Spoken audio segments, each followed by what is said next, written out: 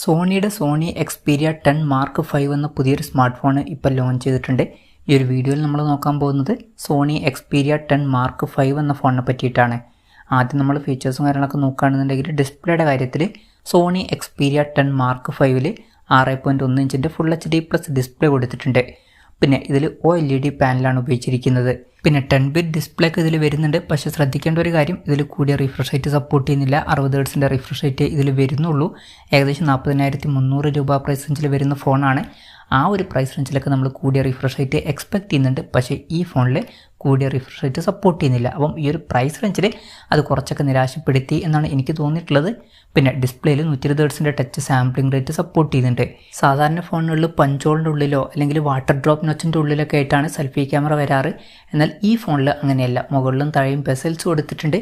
ആ ഒരു മുകളിലത്തെ ബെസലിൻ്റെ ഉള്ളിലാണ് സെൽഫി ക്യാമറ വരുന്നത്. പിന്നെ 21:9 എന്നുള്ള ആസ്പെക്ട് റേഷ്യോയിലാണ് ഈ ഒരു സ്മാർട്ട് ഫോൺ വരുന്നത്.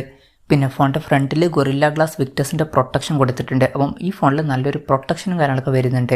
അപ്പോൾ ഡിസ്പ്ലേ ഫീച്ചേഴ്സ് നമ്മൾ മൊത്തത്തിൽ നോക്കുകയാണെന്നുണ്ടെങ്കിൽ കൂടിയ റിഫ്രഷ് റേറ്റ് സപ്പോർട്ട് ചെയ്യുന്നില്ല. കൂടിയ റിഫ്രഷ് റേറ്റും കൂടി ഉണ്ടായിരുന്നെങ്കിൽ കുറച്ചും കൂടി നന്നായേനെ. പിന്നെ ഫിംഗർ പ്രിൻറ്റ് സെൻസർ ഫോണിൻ്റെ സൈഡിൽ പവർ ബട്ടണിൽ ഇൻറ്റഗ്രേറ്റ് ചെയ്തിട്ടാണ് വരുന്നത്. ഇൻ ഡിസ്പ്ലേ ഫിംഗർ പ്രിൻറ്റ് സെൻസറൊന്നും ഇതിൽ കൊടുത്തിട്ടില്ല. പിന്നെ ഫോണിൻ്റെ വെയിറ്റ് വരുന്നത് 159 ഗ്രാമാണ്. അപ്പോൾ അത്യാവശ്യം നല്ലോണം ലൈറ്റ് വെയിറ്റ് ആയിട്ടുള്ള ഒരു സ്മാർട്ട് ഫോണാണ് ഈ ഫോൺ. അത് നല്ലൊരു കാര്യം തന്നെയാണ്. തിക്നെസ് വരുന്നത് 8.3 mm ആണ്. പിന്നെ ഈ ഫോണിൽ IP68 റേറ്റിംഗ് സപ്പോർട്ട് ചെയ്യുന്നുണ്ട്. ഇനി പ്രോസസ്സറിൻ്റെ കാര്യം പറയുകയാണെന്നുണ്ടെങ്കിൽ സ്നാപ്ഡ്രാഗൺ 695 എന്നുള്ള പ്രോസസ്സർ ഈ ഫോണിൽ കൊടുത്തിട്ടുണ്ട്. 40,300 രൂപ പ്രൈസ് റേഞ്ചിൽ ഈ ഒരു പ്രോസസ്സർ എങ്ങനെയുണ്ടെന്ന് വെച്ചാൽ അത്ര മികച്ച പ്രോസസ്സറാണ് എന്നൊന്നും പറയാൻ പറ്റില്ല. ഇപ്പം ഈ ഒരു പ്രൈസ് റേഞ്ചിലൊക്കെ ഫ്ലാഗ്ഷിപ്പ് ലെവലിന് അടുത്ത് വരുന്ന പ്രോസസ്സറുകളൊക്കെ വരുന്നുണ്ട്. പക്ഷേ ഈ ഒരു പ്രോസസ്സർ എന്ന് പറഞ്ഞാൽ മിഡ് റേഞ്ച് സെഗ്മെൻറ്റിന് പറ്റിയിട്ടുള്ള പ്രോസസ്സറാണ്.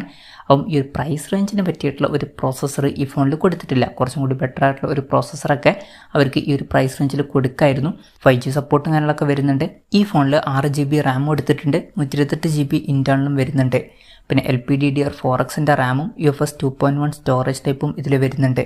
മെമ്മറി എക്സ്പാൻഡ് ചെയ്യണമെന്നുണ്ടെങ്കിൽ മെമ്മറി കാർഡ് സ്ലോട്ട് ഇതിൽ വരുന്നുണ്ട്. 1 TB വരെ മെമ്മറി എക്സ്പാൻഡ് ചെയ്യാവുന്നതാണ്. പിന്നെ NFC എന്നുള്ള ഫീച്ചർ സപ്പോർട്ട് ചെയ്യുന്നുണ്ട്. സ്റ്റീരിയോ സ്പീക്കേഴ്സ് കൊടുത്തിട്ടുണ്ട്. 3.5 mm ഓഡിയോ ജാക്കും വരുന്നുണ്ട്. Android 13 ബേസ് ആയിട്ടുള്ള സോഫ്റ്റ്വെയർ ആണ് ഈ ഫോണിൽ വരുന്നത്. ക്യാമറയുടെ കാര്യം പറയുകയാണെന്നുണ്ടെങ്കിൽ ഫോണിൻ്റെ പിന്നിൽ ട്രിപ്പിൾ ക്യാമറ സെറ്റപ്പ് കൊടുത്തിട്ടുണ്ട്. 48 മെഗാ പിക്സലിൻ്റെ f1.8 അപ്പേഴ്സിൽ വരുന്ന മെയിൻ ക്യാമറ സെൻസറാണ് ഈ ഫോണിൽ വരുന്നത്. ഇത് എക്സ്മോർ RSൻ്റെ സെൻസറാണ്. പിന്നെ രണ്ടാമത് 8 മെഗാ പിക്സലിൻ്റെ f2.2 അപ്പേഴ്സിൽ വരുന്ന അൾട്രാ വൈഡ് ആംഗിൾ ലെൻസ് വരുന്നുണ്ട്. ഇതിൻ്റെ ഫീൽഡ് ഓഫ് വരുന്നത് 120 ഡിഗ്രിയാണ്. പിന്നെ മൂന്നാമത് 8 മെഗാ പിക്സലിൽ ഒരു ടെലിഫോട്ടോ ലെൻസും കൊടുത്തിട്ടുണ്ട്. ഇതിൽ 2x ഒപ്റ്റിക്കൽ സൂമൊക്കെ സപ്പോർട്ട് ചെയ്യുന്നുണ്ട്. പിന്നെ ഫ്രണ്ടിൽ 8 മെഗാ പിക്സലിൻ്റെ f2.0 അപ്പേഴ്സിൽ വരുന്ന സെൽഫി ക്യാമറയും വരുന്നുണ്ട്. ഓൺ പേപ്പർ അത്യാവശ്യം തിരക്കേടില്ലാത്ത നല്ല ക്യാമറ സ്പെസിഫിക്കേഷനൊക്കെ കൊടുത്തിട്ടുണ്ട്. ഇനി ബാറ്ററിയുടെ കാര്യത്തിലോട്ട് വരികയാണെന്നുണ്ടെങ്കിൽ 5000 mAh ബാറ്ററി കൊടുത്തിട്ടുണ്ട്. നല്ലൊരു ബാറ്ററി കപ്പാസിറ്റി ഒക്കെ തന്നെയാണ്. പ്രത്യേകിച്ച് വെയിറ്റ് 159 ഗ്രാമേ വരുന്നുള്ളൂ എന്നുള്ള കാര്യം കൺസിഡർ ചെയ്യുമ്പോൾ. പിന്നെ ഫാസ്റ്റ് ചാർജിങ് സപ്പോർട്ട് ചെയ്യുന്നുണ്ട് എന്നുള്ള കാര്യം അവർ പറഞ്ഞിട്ടുണ്ട്. പക്ഷേ എത്ര വാട്ട് ചാർജിങ് സ്പീഡാണ് എന്ന് പറഞ്ഞിട്ടില്ല. പക്ഷേ അവർ പറഞ്ഞിരിക്കുന്ന ഒരു കാര്യം 30 മിനിറ്റ് കൊണ്ട് തന്നെ 50% ഫോൺ ചാർജ് ചെയ്യാൻ കഴിയും എന്നാണ്.